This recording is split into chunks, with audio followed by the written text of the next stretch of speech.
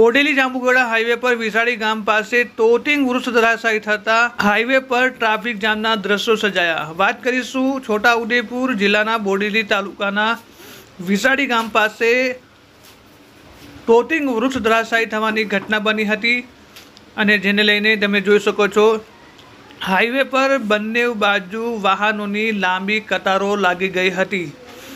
જે પ્રકારે તમે જોઈ શકો છો દ્રશ્યની અંદર एसटी बसना जे मुसाफरो छो तेओने पण एसटी बसमांथी उतारी देवामां आव्या हता अने अन्य विकल्प तेओ माटे पसंद करवामां आव्यो हतो।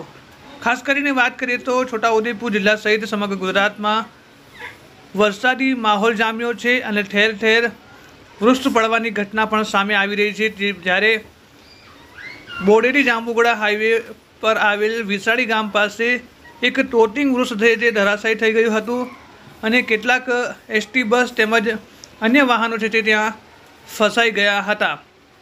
જ્યારે ગામના જ સરપંચ છે તેઓએ જેસીબીની મદદ લઈ તાત્કાલિક છે તે રસ્તો ખુલ્લો કરવા માટેની તજવીજ હાથ ધરી હતી। જે પ્રકારે દ્રશ્યમાં જોઈ શકાય છે જાંબુઘોડા બોડેલી હાઈવે પર વિસાડી ગામ પાસે જે પ્રકારે તોતિંગ વૃક્ષ છે તે ધરાશાયી થઈ ગયું હતું, જેના કારણે હાઈવેની બંને બાજુ વાહનોની લાંબી લાંબી કતારો લાગી ગઈ હતી અને વાહન ચાલકો છે તે કલાકો સુધી ટ્રાફિકમાં ફસાઈ રહ્યા હતા અને વાહન ચાલકો મુશ્કેલીમાં મુકાઈ ગયા હતા।